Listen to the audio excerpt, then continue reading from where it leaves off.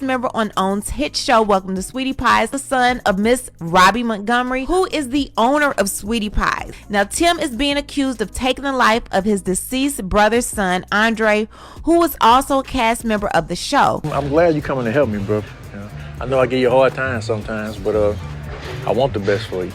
Andre, who was 21, was found unconscious and later pronounced dead on March 14th, 2016 from gunfire. Now, it's being said that Tim actually had several life insurance policies out on Andre and wanted to take the life of Andre to secure those life insurance policies. After Andre was murdered, Tim did try to secure the funds from these life insurance policies and he was denied. Tim Norman allegedly did have some communication from jail and posted something on his Instagram page, but it was later deleted. There was a picture of Tim and it says this: I've been sitting in the same room for 18 months. No letters, no visits, no fresh air. My mother asks every week when I can have a visit. It's denied. I've been in court one time. I've been begging to go to trial, speedy trial, denied. Asking for a bond, denied. We've been begging for all of the discovery evidence that they have to hold me, denied. We asked to speak to the news and the media, denied.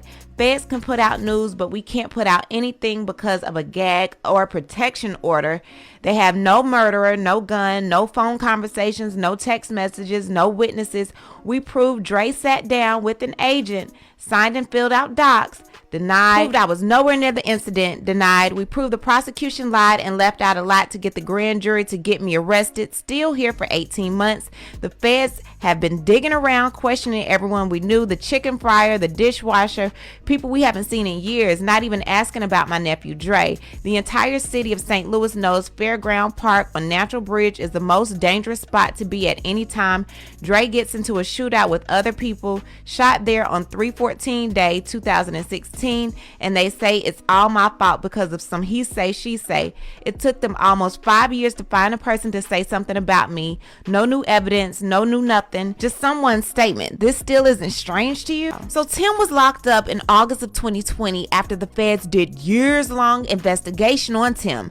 Now, Tim claims that when he was arrested, his phone was left in the house. It was not in his possession. According to Tim, they only had a warrant to pick him up, not go through his house, not get anything out of his house.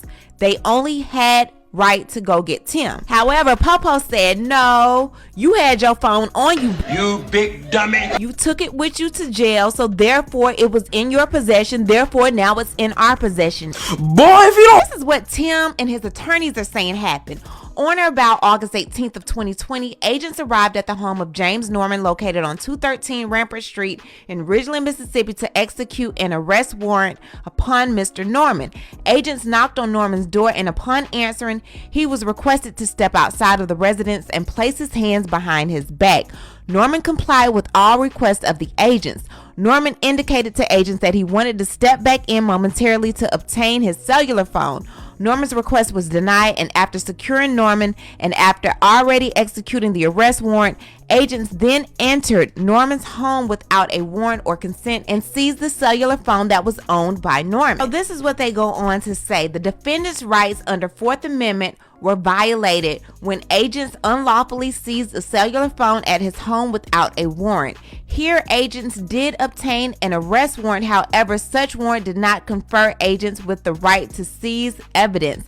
A valid arrest warrant carries with it the authority to enter the residence of a person named in the warrant so long as the police have a reasonable belief that the suspect resides at the place to be entered and that he is currently present in the dwelling. So this is what Popo said happened. Approximately 11 law enforcement officers were present to assist in Norman's apprehension. They said his hips was too big for 4 or 5. They needed 11. Special Agent Christopher Faber, herein S.A. Faber, will testify at the evidentiary hearing that Norman emerged peacefully from his residence and was taken into custody with no resistance. Norman advised that there were no other individuals located at his residence.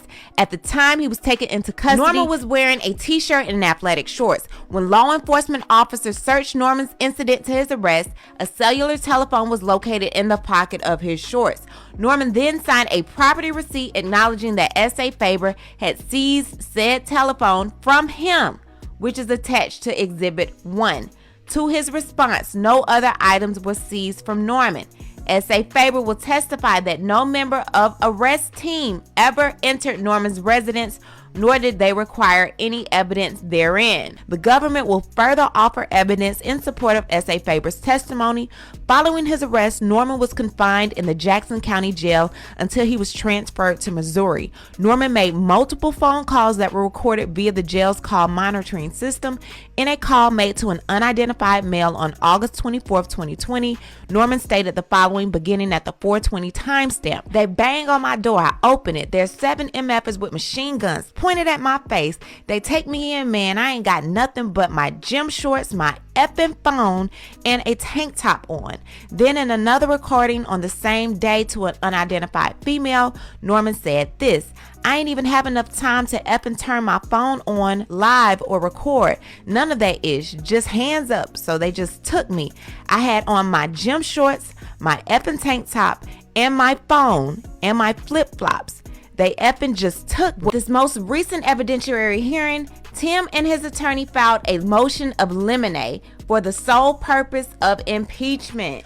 So they go on to talk about the defendant, Timothy Norman. On December 23rd, he filed a motion to suppress evidence. Pretty much he did not want that phone to come into evidence because of the way it was seized. They proved that it was seized the correct way because Tim and his dumb ass brought the phone along with him onto the jail cell. Everything is in Tim Norman's phone, and Tim is trying his best not to get that information out. What I've heard and from my understanding, there's cell phone records, text messages, emails, his Instagram messages, Facebook messages, plane tickets after the murder, payment to Terica Ellis, who he was sleeping with and who he also